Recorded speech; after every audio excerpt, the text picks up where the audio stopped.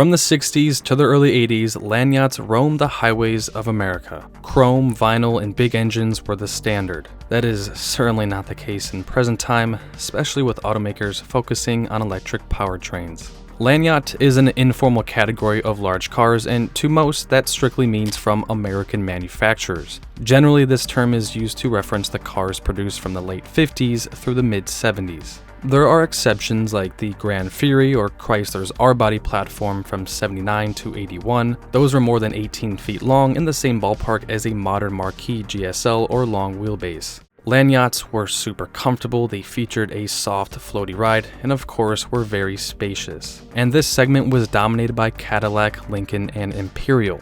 I said earlier that land yachts are strictly American, however the Mercedes 600 and possibly the Phantom 6 could definitely be considered. I feel like limos shouldn't be mentioned just because they weren't exactly accessible to everyone, and some had very limited production runs. Lincoln and Cadillac both had their variations, and while they are stunning, they don't necessarily fit with this list. Some of the caddies were extended from the factory, and I'll touch base on this later, but most were modified from outside coach companies. While most of the cars on this list fit the criteria of being a land yacht, there are a few that aren't by technical standards. Regardless if they are or not, these cars were the longest from the 1970s. I believe I did a decent job creating this list. Of course, I'm not an expert by any stretch of the imagination. I wasn't even born during this time, so bear with me. With all of that said, I do sure hope you enjoyed this week's video. It was definitely a fun one to make.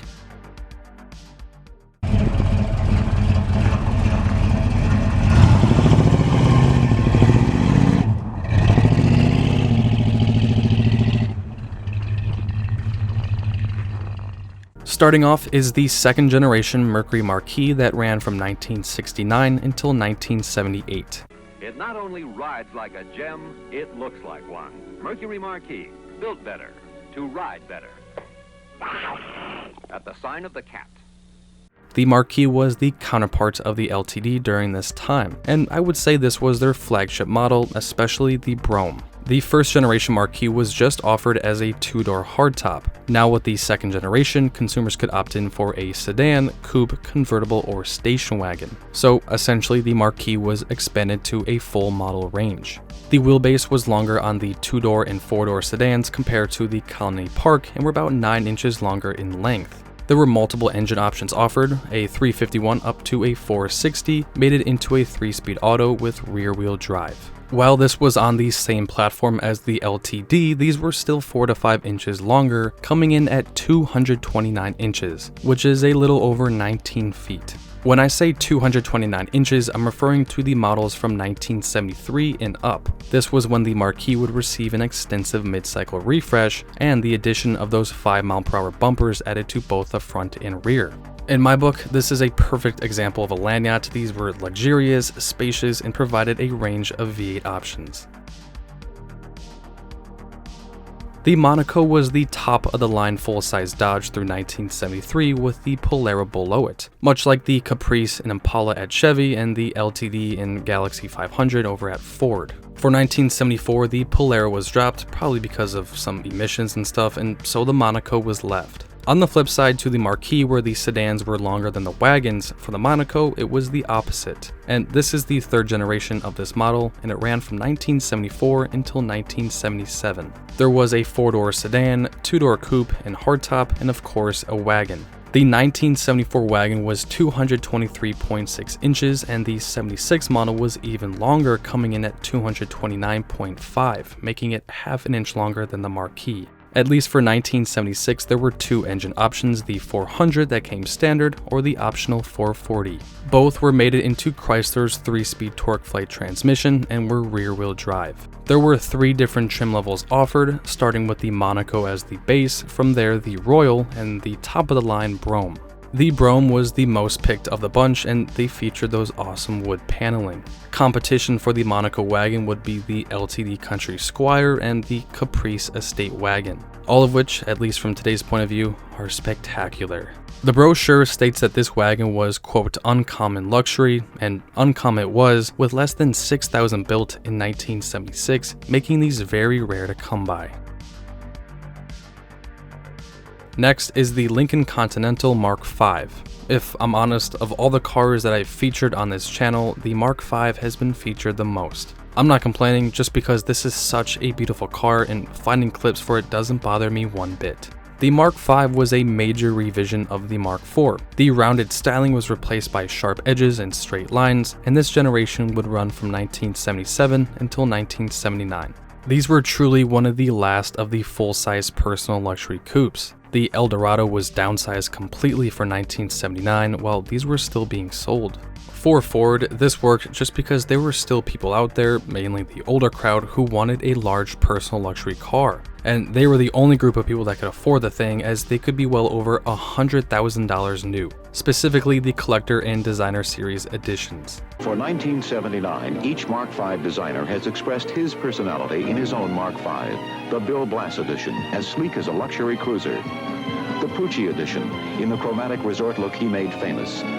The Cartier edition Mark V, understated like a diamond solitaire.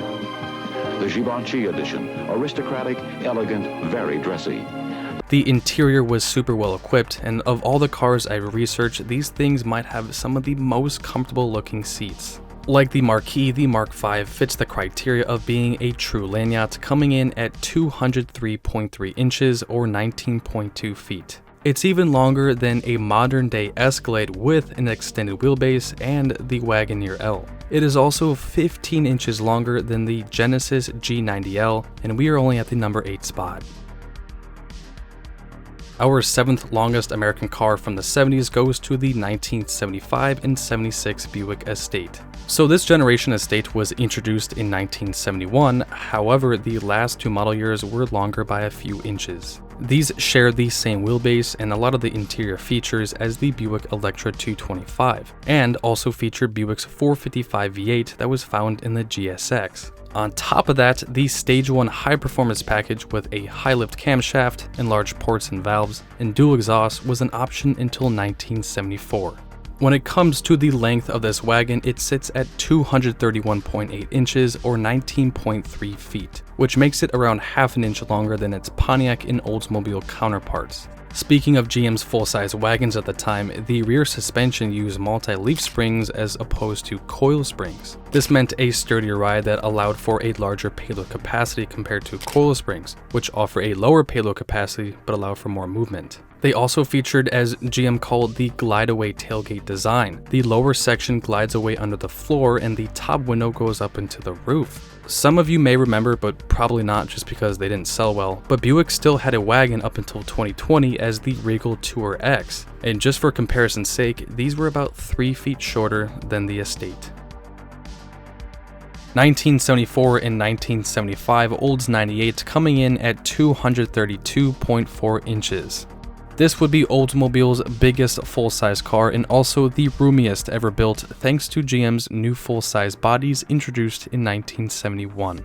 Hold on, I take that back. They are the biggest in terms of length, but not the roomiest ever built by GM. That goes to the 90s Caprice, Roadmaster, Custom Cruiser, those giant B bodies.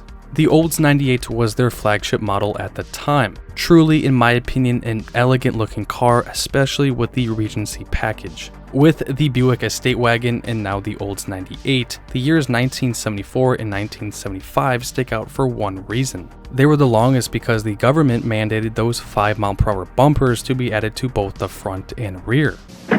Life is filled with little bumps. But General Motors cars for 1974 face up to them beautifully.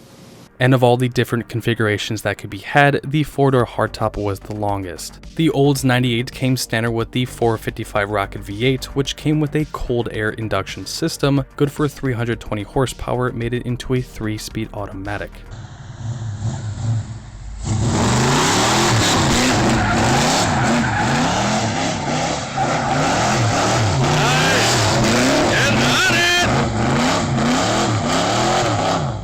As I said earlier, this was Oldsmobile's flagship car at the time. They were very loaded with deluxe armrests, dual ashtrays, carpeting, power windows, power locks, and power seats, and some different packages and trims could be added, like a vinyl roof, vinyl interior trim, or even opera windows. So this brings me to this picture shown right now. I wasn't around during the 70s, so for those that have, my question is, what was seen as more prestigious or showed more wealth? A Buick or an Oldsmobile? When I ask this, I'm referring to the Electra and 98. Let me know in the comments down below. The Chrysler has always been designed with the idea that it should be an automobile of integrity and beauty. Introducing a totally new expression of that idea. A Chrysler with an altogether new appearance. A Chrysler with an abundance of comfort. See the 1974 Chrysler New Yorker. 1974 to 1978 Chrysler New Yorker, the last full-size Chrysler models built from the ground up. Unlike GM, this new body styling was introduced in '74, right at the peak of the oil crisis. GM introduced their big bodies in 1971. This wasn't Chrysler's fault really, the timing was just awful and sales reflected that. This was just another factor that led to their downfall during this time. There were two trims offered, either base and Brougham. Of course, Brougham meant top of the line. The New Yorker was featured in my top 10 most expensive American cars of the 70s, sitting at the number 10 spot. On this list, it sits at number 5, being 232.7 inches, and I believe it would get to that point in 1976. These don't really get the appreciation that they deserve. Maybe it's because some model years featured that lean burn system that had way too many flaws with it, but I'm sure this could be converted to an ECU system. Taking the mechanics out of the picture and judging based on looks, they certainly do look more elegant than many cars from this era. For one, they still had a chrome-plated metal grille, while Cadillac had moved on to plastic. Now, I don't have a favorite of the big three, I know a lot of you guys do, but I just like cars. Of course, I will make remarks about each of them, just I don't want to come off as being biased in any way. 1977 to 1979 Lincoln Continental, coming in at 233 inches or 19.4 feet. This is the 5th generation Continental, sharing its platform with the previously mentioned Marquis or Grand Marquis and the LTD. These Continentals received a lot of year-to-year changes with the taillights, grille, and windows. They also were offered in a lot of special editions and trims, and even the vinyl tops were different across the different models. What I'm saying is there is a lot to this car. Of course, these were body on frame, which allowed for reduced road shock, noise, and vibration. The rear suspension utilizes coil springs along with the front. The interior, just like the Mark V, is absolutely stunning and looks very comfortable. It's a Lincoln Continental, right up there with the Fleetwood. You really cannot go wrong.